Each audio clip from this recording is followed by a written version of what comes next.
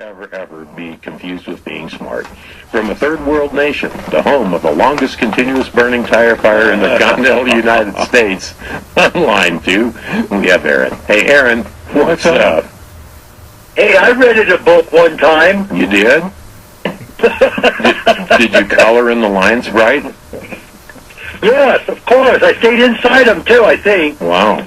Good for you, man. But you know what? Biscuits and gravy season has officially opened up. 25 again this morning.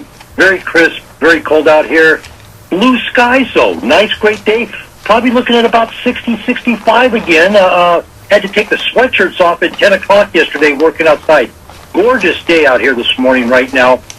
You know, a couple funny things. You know, cheetahs are a little spotty, by the way. I don't know if you know that or not. And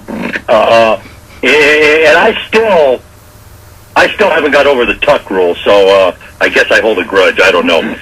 I have to clarify something for yesterday. I guess I put myself on the Dumb Buttery Award here this week.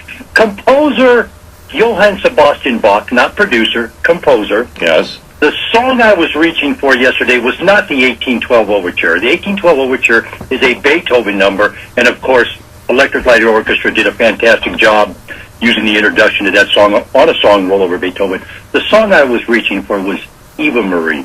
Eva Marie. And for those of you who don't know me personally, I ad-lib everything, so when I grabbed Beethoven's number yesterday, it was just out of the air. I didn't have anything scripted, so that's how that happened, and I do apologize to all the Bach fans out there. You know what? We are so glad you clarified that. We were really glad you clarified that because nobody even knew that you made a mistake. Hey, you know, sometimes you got to pull your foot out of your mouth and just kind of own it, huh? Well, I thought you were talking about Bachman-Turner Overdrive, and BTO. I went through and I couldn't find the 1812 Overture. Hey, did you hear about this gal? She's driving to work, Lakeshore Drive in Chicago. She sees a guy hanging from a tree and everybody running around not doing nothing in the park, bicycling, they're jogging. Nobody's paying attention to the guy hanging in the tree. She sees the guy not moving. She gets out. The guy was literally hanging in the tree. He was dead, committed suicide. Nice way to start your day, huh? Wow. Clarification on the hot dogs and red meat. Remember last week I said something about they cause cancer and, God, how do you go to the ballpark and not have a hot dog? Blah, blah, blah. Here's what the cancer folks are saying.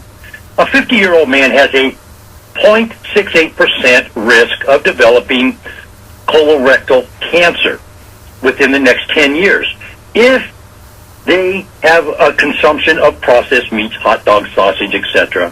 It increases by 0.8%. And that's what they're wanting people to understand. They're not, don't stop eating hot dogs. If you eat a hot dog, you're going to get cancer and die. Only if you're over 68. Yeah, they're just saying, hey, you know what? It increases your chances of developing a cancer in certain areas of your body.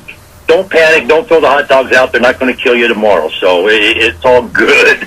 I'm glad you saved that because I was yeah, ballpark, and I like casting. Well, I mean, you know what? Here's the thing. When I was 21, I quit drinking. I had a serious problem with alcohol. I woke up in a jail cell. I had, when we got to court, the judge, you know, put his little bifocals down on the point, you know, right on the very tip of his nose, looked at me. Do we have a drinking problem, young man? And I responded with no. That night kind of woke me up, and I quit drinking. I had a 4.3 BA that night. 4.3? 4.3, yeah. The judge should have been dead. Yeah. But it was about 5 years had gone by, and I hadn't had a drop of alcohol, and I'm sitting in the ballpark, and it was like the ballpark, a warm beer, a greasy hot dog, and that smell of fresh-cut grass just go together. Oh, and I had a beer, and now and then I'll have a beer with, say, Mexican food or something, or a pizza, but I really don't drink. And the hot dog thing, though, I don't know how you do a ball game and not have a hot dog. And I know Dennis hates, baseball, hot dogs, apple pie, and Chevrolet. That is an American thing there, folks. You got to have a hot dog at a baseball game. I just don't know how you do Dennis is going. Dog. I don't know. Cherry pie, apple pie, baseball, and Ford. Yeah, Ford. And Ford, he's got the cherry pie in there. And a Dodger dog, yeah. And Dodger dog. A Dodger dog, gotta have the Dodger dog. Hey, you know what? The Organic Farming Research Foundation, we have proposals. They're accepting applications, Canada, Mexico, and the United States of America here. Go figure that, huh? But they're accepting proposals, farmers, ranchers, graduate students, for grants. Check out their website, ofrf.org, I believe it is, and and also for the Organic Farm Symposium. That's in January 20th. February 8th, 2016 is the cutoff date for grant applications. If anybody out there has an organic farming idea, how to grow wheat in sand, whatever it might be, there might be some grant money for you, and you might be able to come up with a successful agriculture program for your school or whatever you're doing in your community. Well, nice. Yeah, it is nice. You know, UNR just got a $500,000 grant to turn weeds into jet fuel. Wow. They got $500,000 for a bunch of kids to look at each other. Well, but apparently it You know what, works. though? Their program, I'll tell you what, their agriculture program in science department there is really, really good. Years ago, one of my favorite chili, I have two favorite chilies. One is the Hatch chili. The other is a Mayan Love, which is off of the Yucatan Peninsula. And right behind that is a Zimbabwe bird. And it's because of the flavor they have. They're hot. But I'm not one of those people that just want to eat something hot because I want to sweat and be groovy.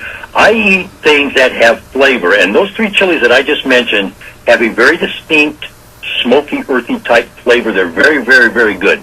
I wanted to grow Hatch chilies. I go to Hatch, New Mexico. I get seed. I grow them here. They don't taste the same.